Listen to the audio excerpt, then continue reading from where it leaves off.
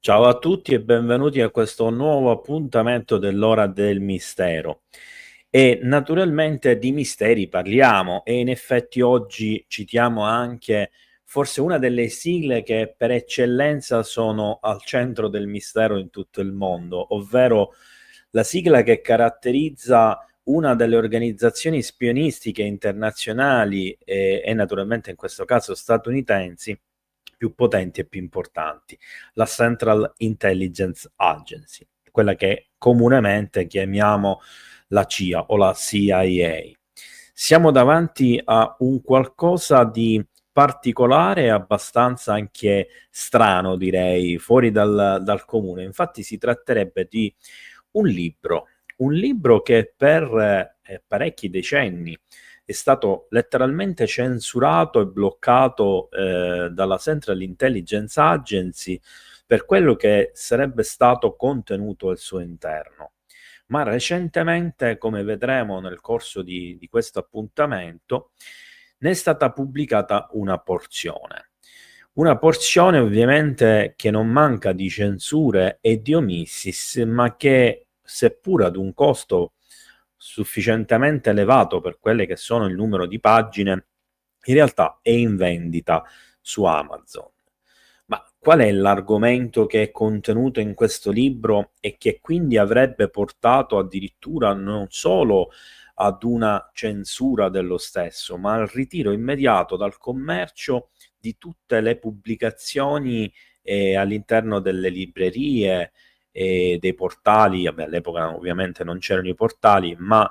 ai giorni d'oggi diventa difficile riuscirlo a trovare, appunto si trova su Amazon a costi incredibili.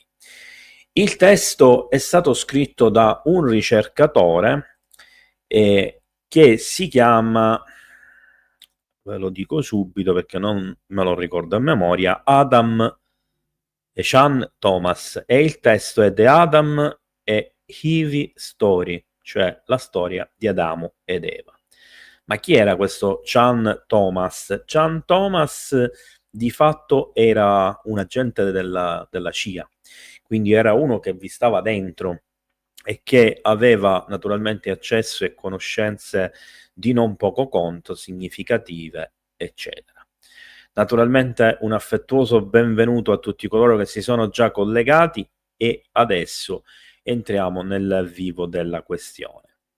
Quello che stiamo vedendo è un articolo che è stato scritto da Vicky Verma, che come sempre uno secondo me dei migliori blogger statunitensi sul mistero e l'ufologia, costantemente aggiornato con articoli che escono giorno per giorno. Ma bando alle ciance, secondo quello che è il contenuto che il dottor Chan Thomas, o se preferite l'agente segreto della CIA Chan Thomas, avrebbe messo all'interno di questo libro è una questione legata alla ciclicità degli eventi catastrofici della Terra, che avrebbe una durata di 6500 anni. In parole povere, secondo quelle che furono le sue ricerche, ogni 6500 anni avverrebbe una catastrofe di tipo planetario globale talmente drastica, talmente sconvolgente da azzerare pressoché l'intera civilizzazione, fare un reset e ricominciare da capo. Ma vediamo in maggiore dettaglio quello che lui dice all'interno del testo. Si tratta di un documento della CIA, ovviamente vediamo anche qualcosa in più sul documento, che è stato recentemente declassificato e rivela come la Terra subisca degli eventi cataclismatici ciclici appunto ogni 6500 anni. Si intitola La storia di Adamo ed Eva, naturalmente il titolo è in lingua originale inglese, ed è stato scritto almeno ufficialmente dovrebbe essere stato scritto nel 1966, quindi precedente a tutti quegli scritti catastrofisti, cospirazionisti, potremmo dire, che ad oggi sono diventati famosi e conosciuti e che riguardano un po' appunto studi legati un po' agli antichi astronauti, un po' all'allineamento con le stelle di determinati monumenti, quindi all'archeoastronomia, ma più in generale all'archeologia misterica, alla storia occulta esoterica, eccetera, eccetera, fino ad arrivare proprio a veri e propri studi geologici, eccetera, come il famoso libro di cui vi parlo sempre di Immanuel Velikonskij, che è Mondi in collisione, che è uno studio scientifico, tra l'altro, consigliato da Albert Einstein a tutti gli scienziati per farsi un'idea su quello che è stato il passato terrestre, dove si parla proprio di sconvolgimenti, anche se non ogni 6500 anni, ma lì si parla di centinaia di migliaia di anni o milioni di anni a seconda della situazione, che avrebbero portato alla rimodellazione della superficie del nostro pianeta. Il testo ufficialmente pubblicato, quindi la versione ridotta che è stata declassificata e rilasciata, sarebbe composta da 57 pagine. In realtà le pagine scritte dovrebbero essere, se non ricordo male, 45. Le persone ovviamente sono curiose di sapere perché questo libro potrebbe essere considerato pericoloso per la CIA e per questo motivo essere in qualche modo fatto diventare segreto, fatto sparire dalla circolazione, è rimasto occulto praticamente, occultato per quasi 60 anni, giusto per fare un conto approssimativo, dato che la data comunque di stesura del testo non è accertata. Il dottor John Thomas era un ingegnere elettrico ed era anche un sensitivo americano, quindi non è improbabile che alcune delle sue informazioni possano essere state ottenute proprio in quel contesto che abbiamo già visto in almeno 2 occasioni sulle remote viewing e le questioni legate a personaggi storici come Ingo Svann, il progetto Stargate, eccetera, eccetera. Non a caso anche quello era un progetto portato avanti dalla CIA. E quello che è descritto all'interno della storia di Adamo ed Eva è che durante gli anni 50 il dottor Thomas, che lavorava come ingegnere nei sistemi di guida missilistica presso la Rascal dell'Abel Aircraft e lavorava anche per i programmi Skyhawk A4D e della Douglas Aircraft, poi assunto negli anni 60 ufficialmente dalla McDonnell Douglas e infine finito a lavorare per lo sviluppo dell'Advanced Concept di Robert Wood, che ha lavorato su questioni ufologiche. Vedete come si vanno a intrecciare un po' tutte le cose, dalla parte del remote viewing, dall'altra parte i progetti scientifici marginali sulla retroingegneria degli UFO, al centro c'è sempre la Central Intelligence Agency e in questo caso una storia un po' strana, un po' bizzarra potremmo dire. Questo è il personaggio in oggetto e questa è la copertina originale del libro e sostanzialmente qualcosa che va un po' al di fuori degli schemi, no? E l'idea quindi qual era? Quella di cercare di unire i punti di tutta una serie di questioni geografiche, di questioni storiche, di questioni culturali di diverse civiltà in tutto il mondo, quindi dei loro miti, eccetera, che appunto è quello che è il lavoro che è stato fatto alla fine proprio da Velikonskij. E all'interno di tutto questo contesto si parlava di inversione dei poli e catastrofi planetarie di questo tipo. E naturalmente ci fu un personaggio, uno scrittore, un personaggio che è entrato nel mondo della geologia, tra virgolette, anche complottistica, che è Charles Hapgood, che se non erro si state vedendo, e questo qua ve lo faccio vedere meglio, anche se la fotografia è quella che è. Chi era Hapgood? Hapgood è colui che in qualche modo delineò una teoria alternativa, che era quello dello spostamento della crosta terrestre. affermava che questi spostamenti di crosta terrestre siano ciclici, abbastanza rapidi, per non dire addirittura immediati, cioè nell'arco di una giornata, e determinano quindi cambiamenti climatici e soprattutto geografici dell'intero pianeta, con degli sconvolgimenti radicali. Inizialmente molti scienziati non diedero peso alla teoria di Hapgood, anzi cercarono in tutti i modi di metterlo da parte, finché anche in questo caso Albert Einstein, come per Velikonskij, mostrò interesse per il suo lavoro. E anche se la teoria di Hapgood non fu ampiamente accettata, anzi, al contrario, venne sempre più marginalmente messa, aprì le porte però ad ulteriori ricerche, in particolar modo a quelle ricerche che hanno portato ad oggi a conoscere proprio le questioni legate all'inversione dei poli magnetici e come questa possa avvenire, anche se siamo nel campo naturalmente della teoria.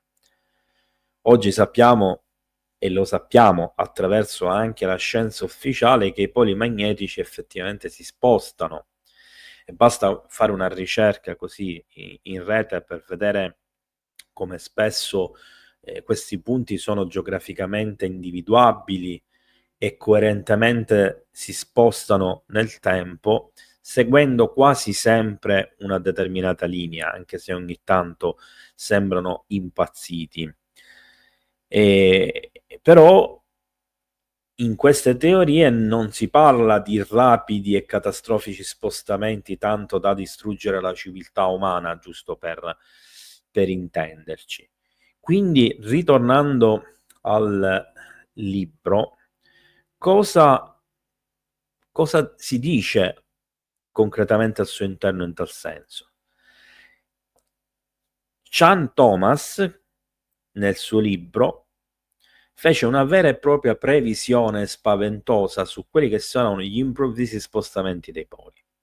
Quindi si concentrò principalmente su questo punto e lo portò, diciamo, avanti.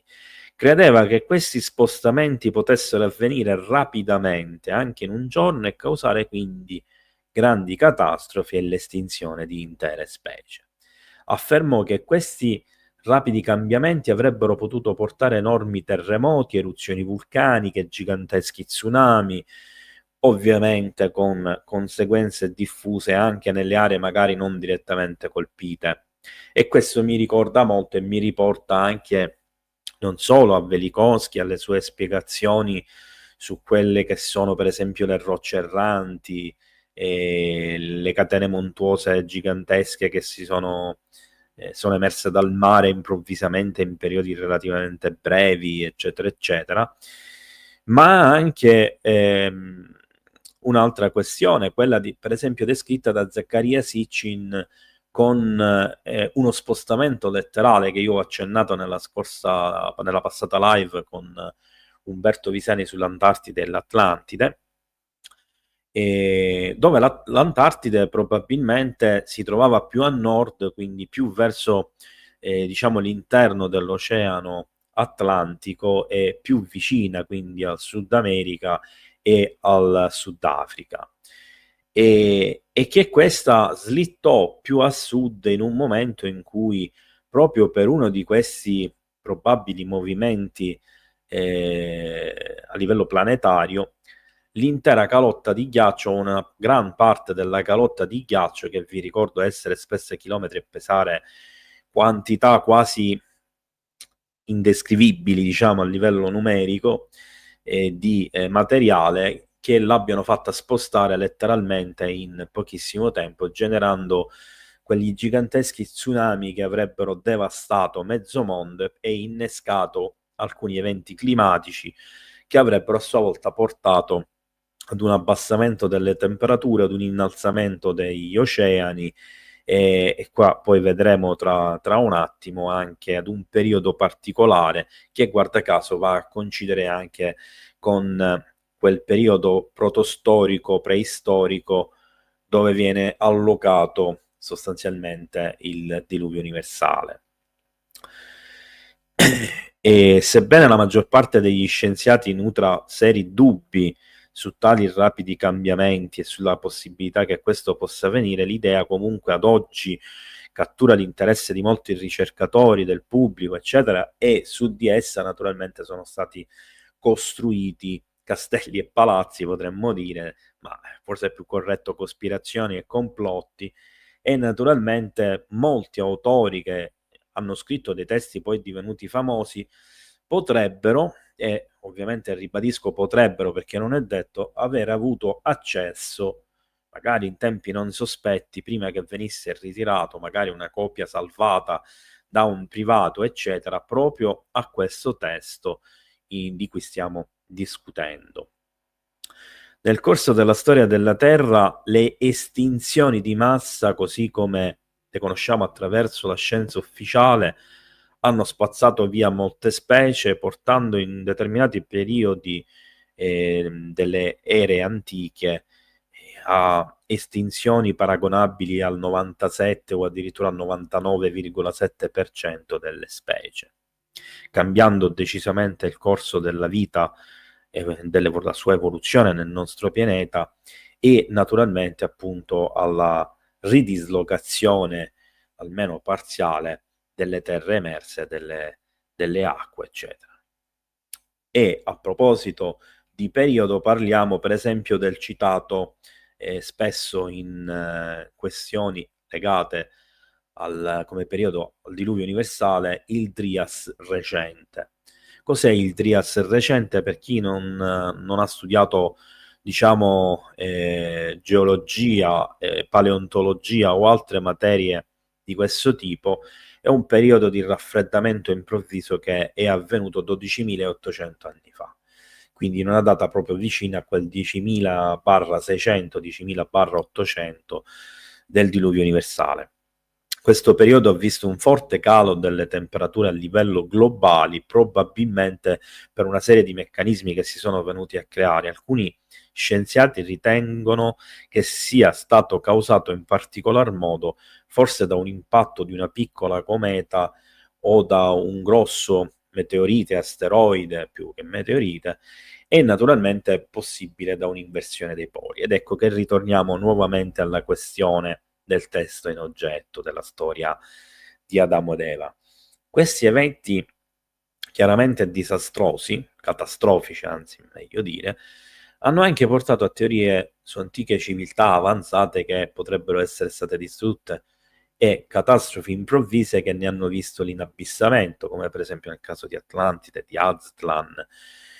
oppure del graduale invasione delle terre o abissamento delle terre in tempi più lunghi, come potrebbe essere avvenuto per esempio per Lemuria, per il continente perduto di Mu, e via discorrendo. I sostenitori di queste teorie non forniscono ovviamente granché di prove di queste cose, come ben sappiamo sono argomenti 95%, giusto per dare una percentuale, teorici, 5% prove che però comunque possono ricondurre ad altre cose e quindi non ci danno un'assoluta certezza. Tuttavia è importante capire che gli archeologi tradizionali sono molto cauti sul sostegno delle civiltà preesistenti e mettono dei paletti e delle etichette. Io non sono naturalmente di questa opinione, penso che chi mi conosce lo sa, sono per le civilizzazioni cicliche, sono per l'esistenza di civiltà come Atlantide, come Mu, come Lemuria e probabilmente anche tante altre. E la storia però, così come l'archeologia, così come l'antropologia, insomma tutte le materie che in qualche modo cercano di darci una spiegazione, lo fanno ovviamente accademicamente parlando, basandosi su quelli che vengono considerati dati scientifici attendibili e tralasciando naturalmente quelli che non vengono considerati tali. Ma abbiamo un mito del diluvio che oggi è stato provato sostanzialmente anche da studi scientifici, geologici in particolar modo, e che è presente fondamentalmente in tutte le culture del pianeta.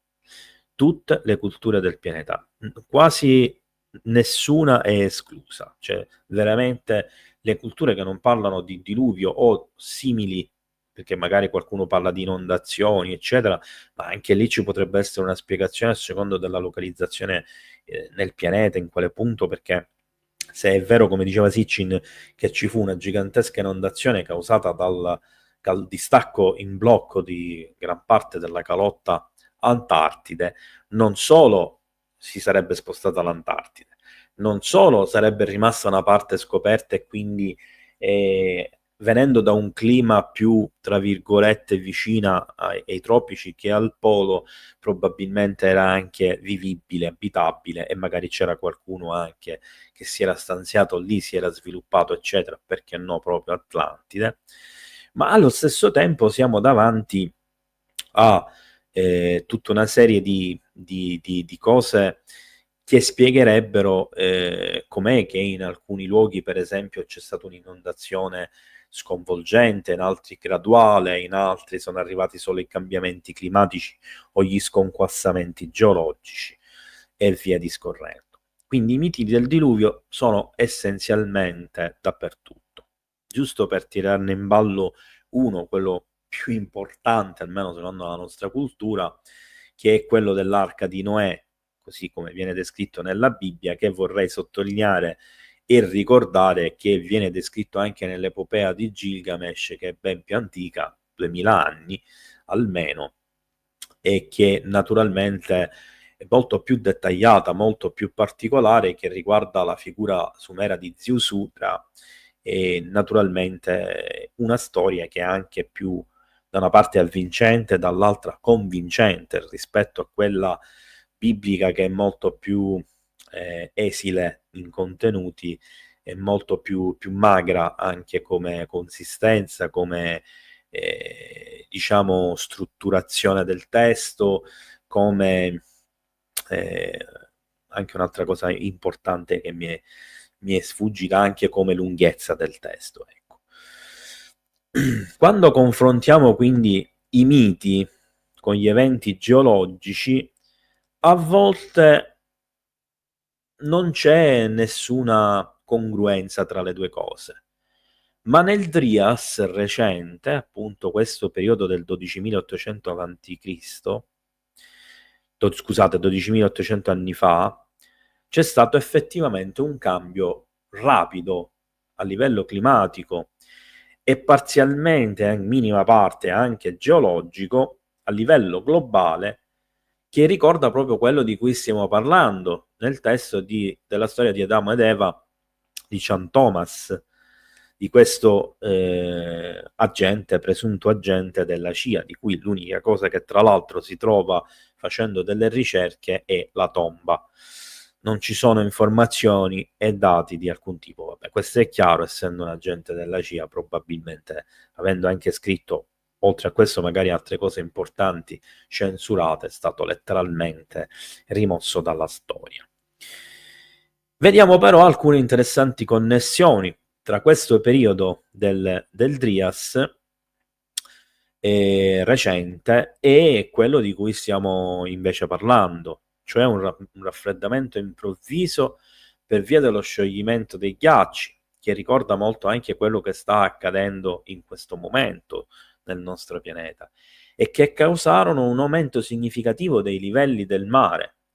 E infatti Hapgood è famoso anche per una mappa che creò proprio cercando di capire quello che potrebbe essere la faccia del nostro pianeta,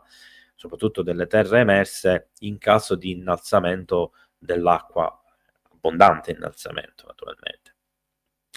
Alcuni ricercatori pensano che questi grandi cambiamenti nell'ambiente potrebbero aver effettivamente ispirato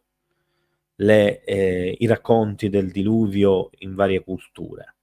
Credono quindi che gli antichi, vedendo la distruzione causata dall'innalzamento delle acque, abbiano di conseguenza inventato e tramandato delle storie per mettere in guardia gli altri, i posteri, sulla natura e il suo potere. Ma il dottor Chan Thomas non era affatto d'accordo E infatti nel libro va oltre, affermando addirittura che questi miti del diluvio non sono solo racconti esagerati, quindi che sono stati fatti di proposito per essere tramandati ai posteri, ma che essi stessi si basano su veri disastri causati da spostamento dei poli terrestri e altri eventi catastrofici di tipo globale.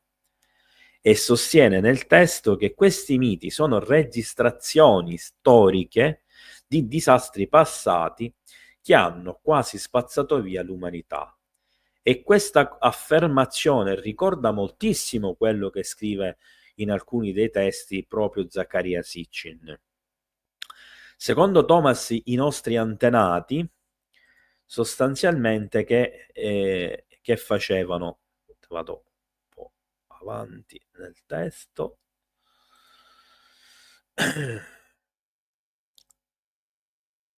Hanno creato quindi queste storie per tramandarle ai posteri, per avvertirli di questa ciclicità catastrofica, ma lo hanno fatto come se avessero impresso una pellicola nello spazio-tempo che va vista a distanza di tempo come un footage, per esempio, della seconda guerra mondiale, per non cadere negli stessi errori, tra virgolette. Ovviamente in questo caso non si tratta di errori, magari l'unico errore che ci potrebbe essere è quello di sottovalutare la natura, che purtroppo, devo dire, ahimè, è un errore ormai divenuto non solo comune, ma praticamente sempre presente. Quindi, andando verso la conclusione del discorso, l'idea che civiltà avanzate esistessero prima della storia scritta affascina sicuramente un po' tutti, affascina sicuramente gli appassionati di teorie alternative, della questione atlantidea, della perdita di Aztlan, del continente perduto di Mu, della Lemuria, ma anche piuttosto di Eldorado, piuttosto delle cronache di Aikakor, oppure di Shamballa o che ne so, qualsiasi altra storia che in qualche modo è legata appunto a civiltà perdute o forse anche ad antichi astronauti. E naturalmente ci porta anche ad un'altra questione, a valutare tutti quelli che sono i monumenti a livello globale, come possono essere per esempio le grandi città sommerse al largo del Giappone o dell'India, dove ci sono ovviamente oggi studiate, conosciute, eccetera, anche mega presunte costruzioni come quelle di Yonaguni in Giappone. Ma al largo, per esempio, dell'India ci sono intere città sommerse. Alcune di queste, una in particolar modo, viene citata nei testi vedici, viene citata nel Mahabharata, nel Ramayana e viene citata come una delle città degli dei, esattamente come avveniva per le città della Mesopotamia. Ma tra i monumenti, per esempio, probabilmente le tre grandi piramidi dell'Egitto, la Sfinge, che sicuramente la datazione fatta proprio attraverso gli studi geologici, in particolar modo di Shock, non a caso il cognome Shock, perché da uno shock effettivamente, la farebbero risalire a prima del 12.800 a.C. Tuttavia questa idea è controversa, incontra scetticismo nel mondo accademico. Molti archeologi ufficiali e storici ritengono che le prove di queste teorie siano male interpretate, che vanno riviste, eccetera, che non sono abbastanza forti naturalmente, e quindi l'opinione generale è che l'umanità sia nata 6.000 anni fa in Mesopotamia e prima di allora non esisteva nessuna civiltà, nessuna civilizzazione, eccetera. Ma come abbiamo visto in più occasioni attraverso quello che viene detto diciamo a livello ufficiale, ma anche a livello archeologico, accademico, con le scoperte come per esempio del tempio di Göbekli Tepe e altri più recenti, la datazione della civiltà che ancora però risulta nei libri alla 6000 avanti Cristo, in realtà andrebbe già retrodatata addirittura al 16.000 avanti Cristo. E vi invito a vedere sul mio canale, no, sul mio canale, sul mio sito internet un articolo, anzi in realtà sono più di un articolo, uno in particolar modo che ho scritto proprio su Göbekli Tepe, ma anche quelli che ho scritto sulla civiltà preglaciale e sulla civiltà di Mekart, non credo di averlo pronunziato giusto, ma cercatelo sul sito internet, e anche quelle sulla differenza per esempio delle terre emerse qui in Europa, in particolar modo nelle isole britanniche, eccetera, eccetera, ma anche nell'Adriatico, ma anche piuttosto nel Golfo Persico e via discorrendo. Quindi in effetti siamo davanti ad alcune prove che potrebbero giustificare alcune delle teorie, alcune delle ipotesi, alcune delle situazioni e via discorrendo. E sicuramente il libro rimane un mistero, perché soltanto una parte di questo mistero è stata in qualche modo non tanto risolta, ma divulgata ufficialmente attraverso la pubblicazione di queste poche pagine di questo libro, che fu fatto sparire dalla circolazione, che appunto è diventato uno dei file segretati della CIA. Ora, bando alle ciance, via libera per le domande. Prima non potevo neanche leggere la chat, e quindi se avete domande fatele serenamente, anche su argomenti magari trattati. Abbiamo mezz'ora di tempo, quindi argomenti trattati nelle scorse live, anche quelle serali del Salotto dei Misteri.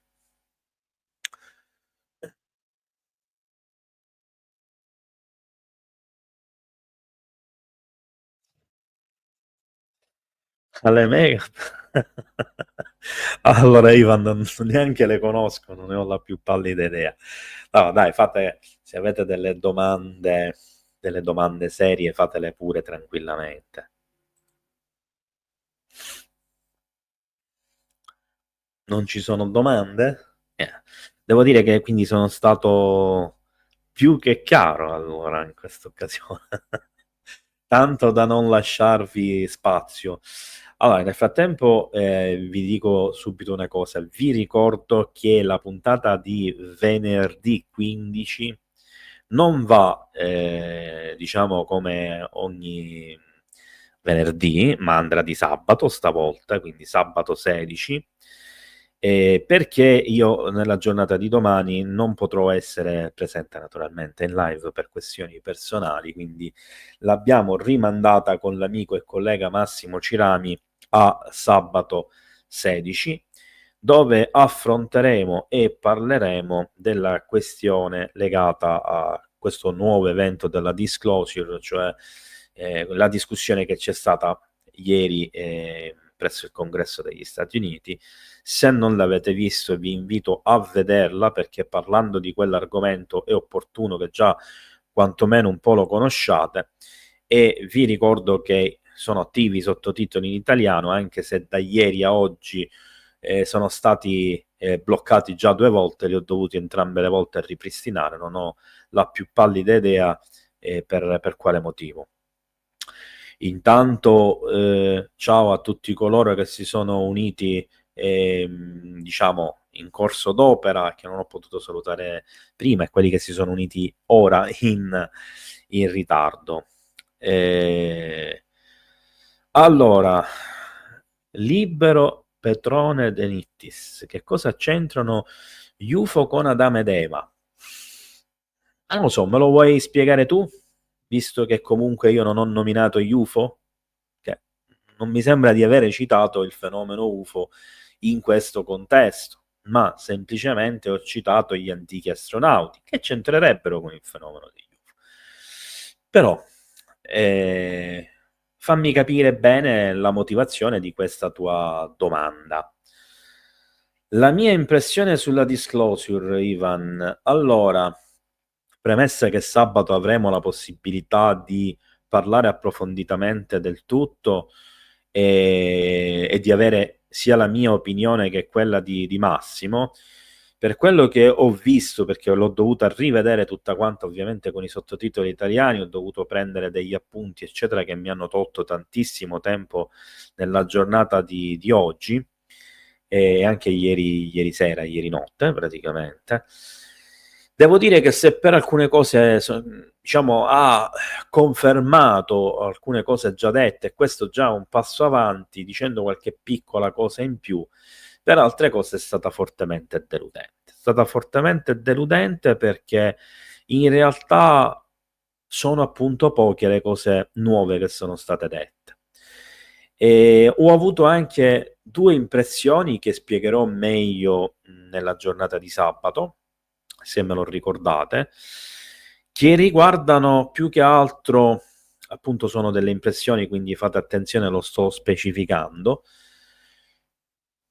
una situazione e un personaggio che erano presenti in aula. Una situazione che è quella della presenza di un giornalista piuttosto che dell'informatore, del whistleblower, come viene definito, che secondo me ha dato un tono meno formale e per quanto abbia presentato un documento ufficiale, è stato secondo me un po' bersagliato, mitragliato e in qualche modo è stato oggetto di pressioni e infatti ad alcune diciamo domande ha dovuto rispondere chiaramente con un no secco.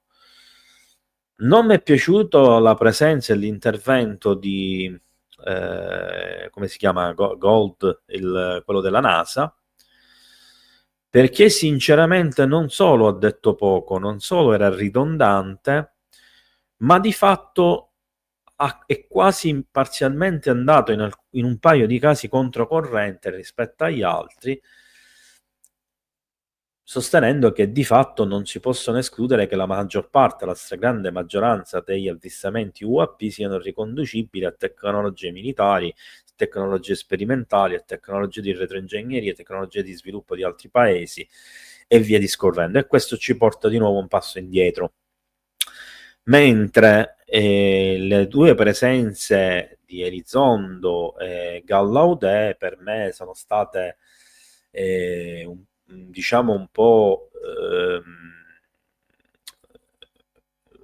oggetto di alcune domande importanti, sicuramente con affermazioni importanti, anche là dove c'è stata la negazione di una risposta. Perché la negazione della risposta in sé, sostenendo che la risposta può essere data solo in un faccia a faccia, in una riunione interna, è già un'affermazione di fatto, perché vuol dire che c'è un argomento da discutere e ci sono delle cose che non possono essere divulgate al grande pubblico. Quindi ritengo che queste sono delle cose già importanti. Poi, che affidabilità abbiamo sull'origine di questo libro? La Liga. Allora, quale affidabilità abbiamo? Il libro esiste, quindi c'è. Su questo possiamo essere certi. Il libro è stato segretato dalla CIA e questo è un altro dato certo.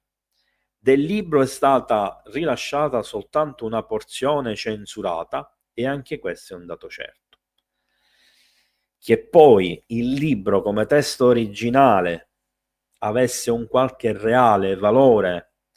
da un punto di vista storiografico, geologico,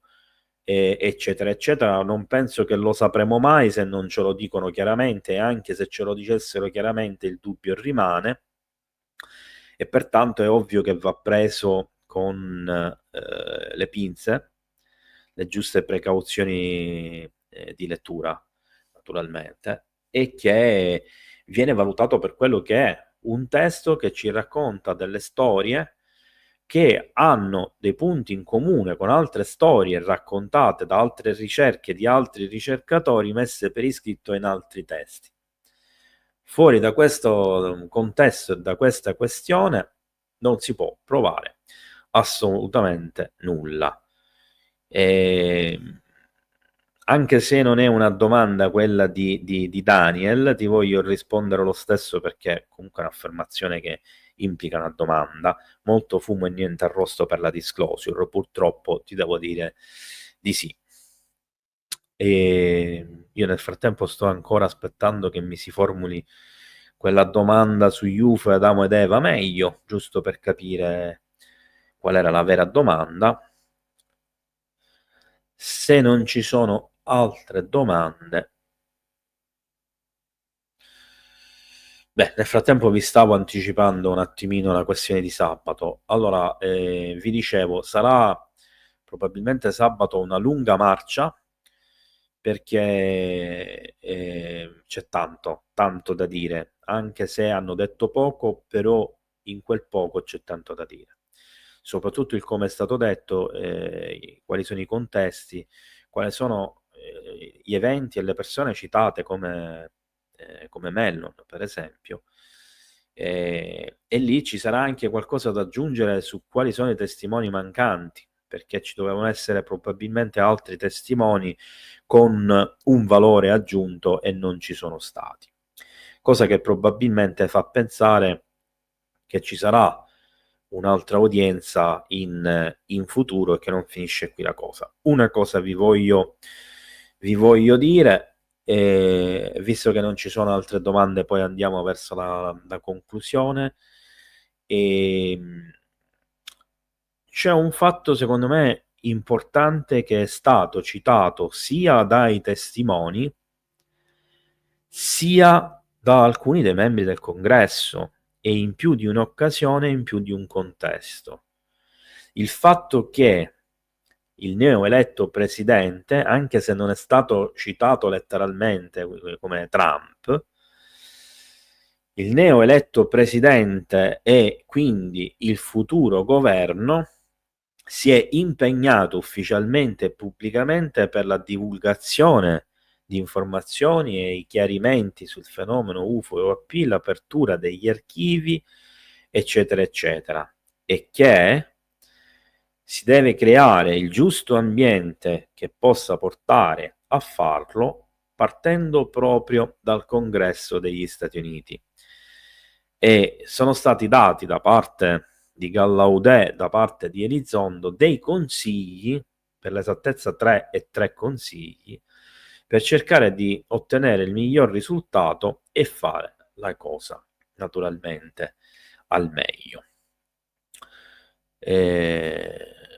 Sì, Ivan, i sottotitoli sono, ovviamente ci sono degli errori clamorosi di Google e soprattutto nelle sigle, però il linguaggio comunque è tutto comprensibile, abbastanza facile. A volte parlano talmente veloce gli interlocutori che persino Google fa una traduzione approssimativa e unisce magari due parole oppure scrive una cosa per un'altra, però ripeto è tutto comprensibile ed è abbastanza chiaro, in alcuni punti è anzi abbastanza scandito. Va bene ragazzi, allora andiamo in conclusione. Visto che non ci sono altre domande, io vi ringrazio. Oggi l'argomento era comunque più leggero, tra virgolette. Ce ne sarà uno prossimamente invece che non è per nulla leggero e che riguarda i portali extradimensionali e un presunto portale aperto sotto il CERN e la testimonianza di una scienziata che sostiene questa tesi. Ovviamente vi rimando a sabato per l'appuntamento serale che non è, vi ricordo ancora una volta, il venerdì sera perché questa settimana per impegni miei personali slitta al sabato e parleremo con l'amico Massimo Cirami di diciamo tutta la questione che c'è stata ieri al congresso. Grazie di essere stati qui con me, ci vediamo alla prossima, ciao a tutti, buon proseguimento.